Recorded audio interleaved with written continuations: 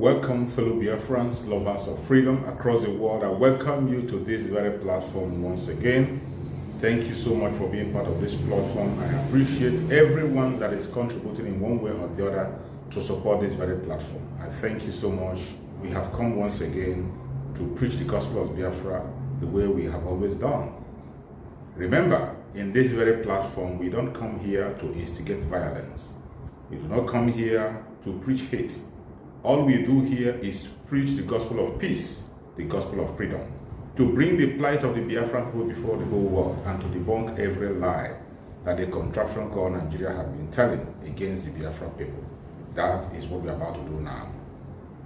Wonderful Biafrans, as you all know, the journey of freedom is still continuing in this era under the Biafra Republic government in exile on the command of our Prime Minister, Mazi Simon Ekpa. He is doing everything humanly possible to see that Biafra becomes free. Pay attention to this short clip. You will understand that all is not well. And the only way for you, as an indigenous person in that country called Nigeria, is to fight for your own freedom. If you're a Biafra, join the Biafra movement. If you're an Udua, join the Udua people. If you're from Arewa, fight for your Arewa. If you're from the Middle Belt, join the Middle Belt movement. That is the only solution. I want you to watch this clip from beginning to end. You'll be glad you did. Let's watch. Now, when you are, from the records, we saw that when you are being cross-examined by the council to the commission in Enugu, you said it was the North that waged war on Biafra. The North, in fact, the first division from the North descended on Biafra from Nsukka. Is that the first division of Northern Nigerian Army? Of course, it is not first division of Northern Nigerian Army, but it was commanded by the Northern troops, Northern officers and men. And that's your basis of saying it was the North that waged war on Biafra? I said actually it was Nigeria that waged war, not Biafra waging war on Nigeria. No, you said the North in your evidence. It must be lapsus linguae. Thank you very much. Now, you said it was in your book and in your evidence that the coup at 1966 January was long overdue. That was what I felt. That was my opinion. Do you still feel that a military coup is the best solution to political problems of countries such as Nigeria? Now, as you are there now on oath. The situation in 1966 cannot by any means be equated to the situation now in Nigeria. Now, do you agree? Now, what I'm saying is, maybe you don't understand my question. I do understand your question. In 1966, how I felt then might not necessarily be how I feel now. Okay. Do you still believe that military as an alternative to political government or to democratic government is the best solution? Right now that I am an old man, I feel otherwise. Okay. And you know that that first attempt you made was the beginning of the military incursion into democratic rule in Nigeria. Very right. It is not the handover or button changing that you keep having after that. Okay. Now the Ohaneze petition and your evidence said there was to be a planned jihad on January 17th. It came from your evidence. I said it's in my book, which was published in 1981. Listen to my question, please. Yes, I said so. Now, immediately after talking about the jihad, they said the coupists. There's nothing called. Listen now, those who planned the coup is the same thing. They are coup plotters. Yes, the coup plotters, it doesn't matter. The coup plotters were to install Chief Awolowo as the president. That's what they plan to do. Which of them? Those who planned the jihad or your own, those who planned... You talk about planning the jihad. Those of us concerned with the coup of January 66 did not plan any jihad. Yes. In fact, they carried the coup, they moved fast to preempt jihad. That's what I said. Listen, and it's so well recorded. No, it's no question of well recorded. You see, you planned a coup. Beautiful. The Ohaneze petition alleged that that coup was to prevent a jihad on the 17th. Beautiful. The following sentence in their petition says, those coup plotters wanted to install Chief Awolowo as the president of Nigeria. Something is amiss somewhere. Is it your group that wanted to install Chief Awolowo or the jihadists? That's all I want you to clear to the The commission. book I tendered here is very specific on it. Awolowo was to come and be the head of government. That's your arrangement. Our own, yes. Thank you very much. Yes. Okay.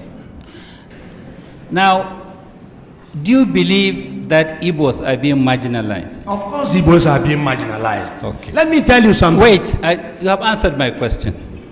Now, one of your witnesses said Igbos are everywhere in this country and doing everything. They are so friendly and they are involved in every trade and business in every nook and corner of this country. Is that how you appreciate? Answer the question. Is that how you appraise marginalization? Answer the question. Every individual. Let me tell you what is wrong with this country. Sorry, my lord. Every individual. My lord, I want you to answer my struggles question. on his own. Every individual. So Igbos being everywhere shows that Igbos are the best Nigerians.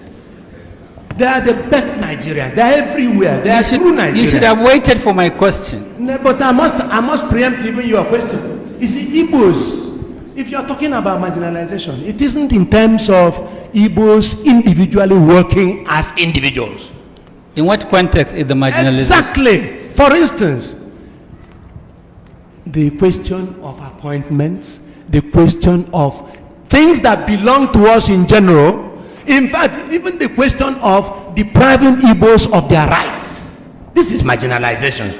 Now, you said in the Ohaneze petition that Igbos are only one out of 400 ethnic groups in this country. You agree?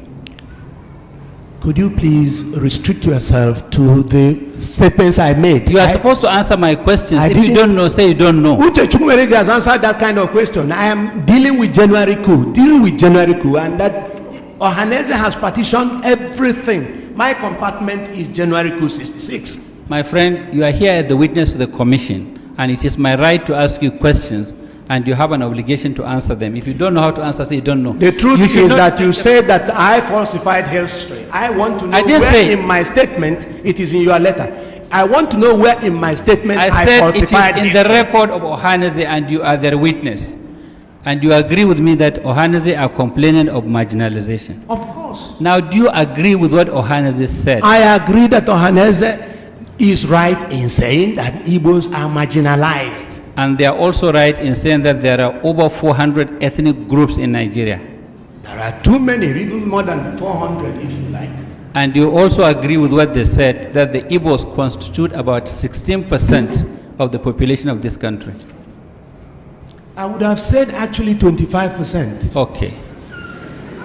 Now, do you have any statistics to show that the Igbos in appointments do not have up to 25% in the federal service? Do you have any statistics? My If lord, you don't have, say you don't let have. me answer it. Don't rush me. How can you have statistics when we don't have true census figures in Nigeria? I'm not talking How of. can you? You are talking about statistics.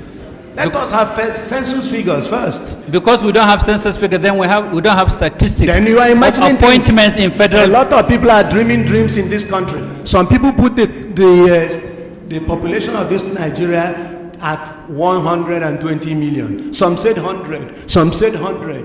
When are we going to have our figures? True figures. Please answer my question. We're talking about appointments. You said you are being marginalized in appointments.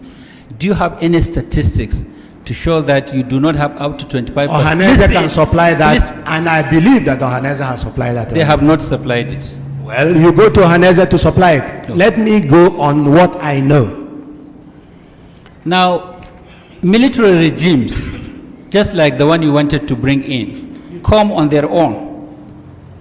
And when they rule as military regimes. Sometimes, not all the time. Not all the times. If you like, I name your military regimes that used civilians to get on with rulership or governance. Just like civilians use you in 66.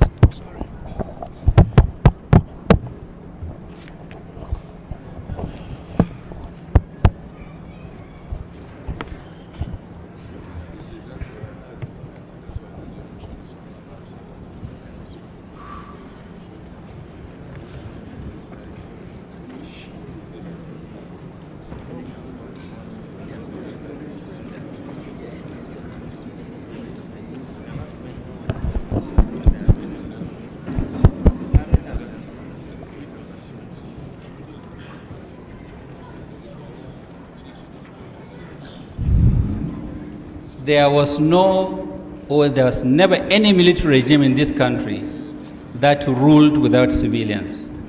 Fair enough. That ruled without civilians. Good. I'm happy you are confirming it. That's what I said. Yes. And there was never any military regime in this country that ruled without representation from across this country.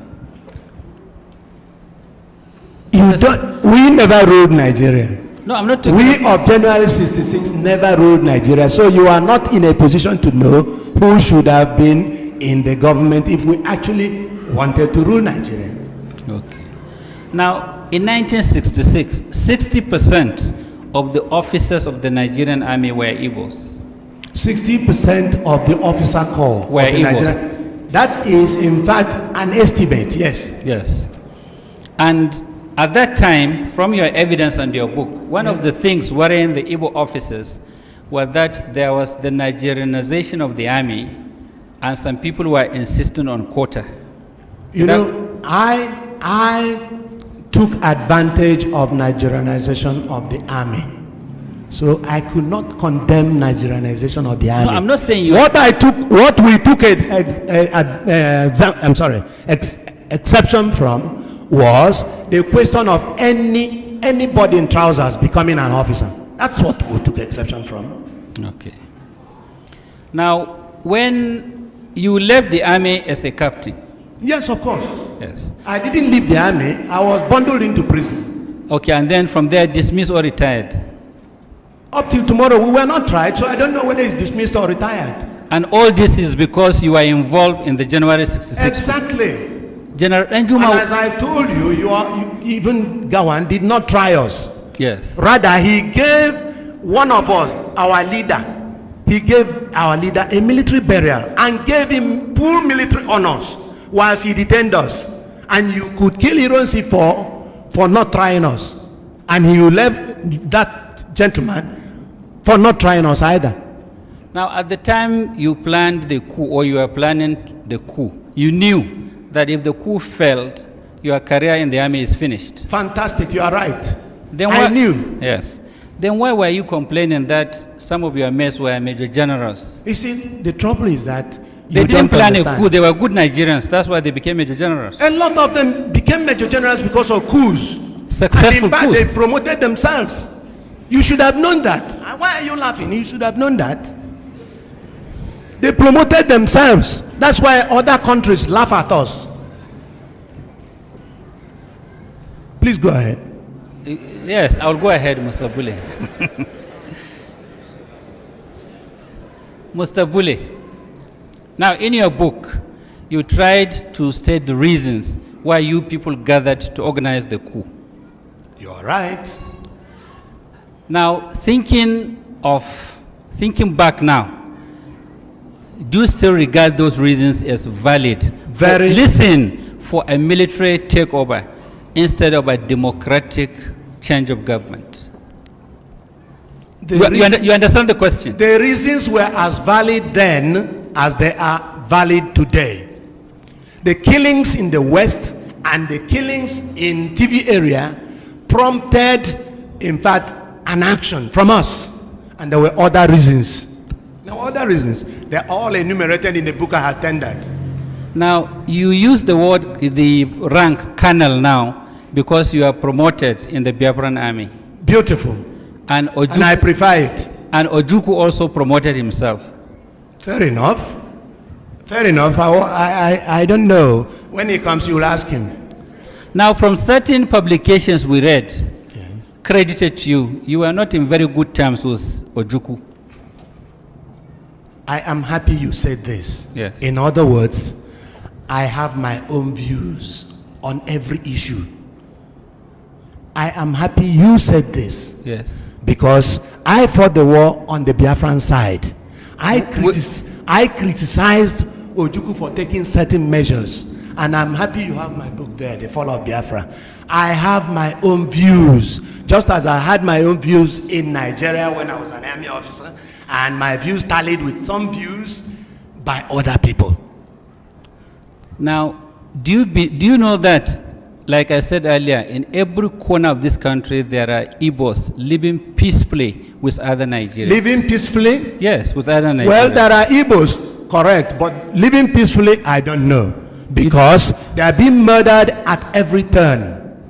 They are being slaughtered at every turn. Anytime there was any riot, they are slaughtered. And you should have known that too. Are you speaking on facts or on what you read on the pages of newspapers? Well, all I can tell you is that there's even a case here. Akaloka case is still there are here. Igbos across northern And Nigeria. probably Akaloka is living happily, isn't he? Probably. Do you know what Akaluka did? You brought the issue. Do you know what Akaluka did? Do you know the facts? Whatever he did. Listen, do you know the facts? Whatever he did, he should have been subjected to the rule of law. Listen, do you know the facts? The rule of law should have applied. Do you know the facts about Akaluka? You said that I listened to the radio and I read the papers. Look, I read the papers. Oh, so all I know is that he is not alive today. To even deny what he's been said to have done.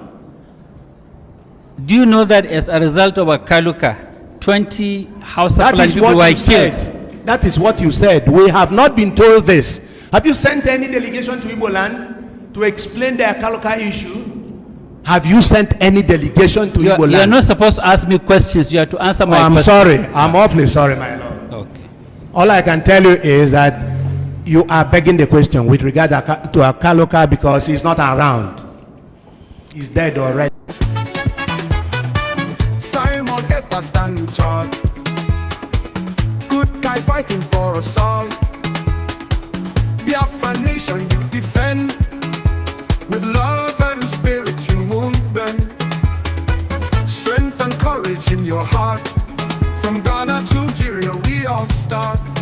Thank you, Simon Ekpa, we adore. With you leading we soar. Simon Ekpa, the good guy. Blaze our flags, I touch the sky. Biafra love in every beat. With your spirit, we can't be beat.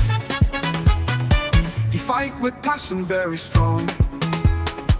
To you our love will always belong. Ghana joins in singing praise. Your name in cheers we all raise. You fight with passion very strong. To you our love will always belong. Ghana joins in singing praise. Your name in cheers we all raise. In brightest day or darkest night, Simon, you are our guiding light. Together we'll find our way. With your spirit here to stay. Your first heart, it beats with pride. Simon Ekpa by our side. No matter what it takes, we'll strive. With you our future comes alive.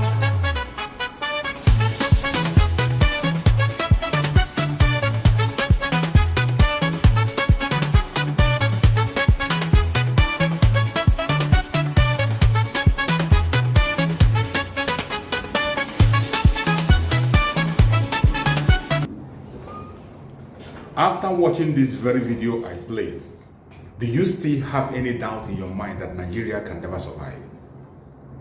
My fellow Biafrans, it is either freedom or nothing. May Chukwu Okike Abiyama continue to guide and protect the Biafra Republic in exile, protect our Prime Minister Mazi Simon Ekpa, and protect our Supreme Mazi Nnamdi Kanu. Biafra government, peace, unity, progress, and equity. We move airborne.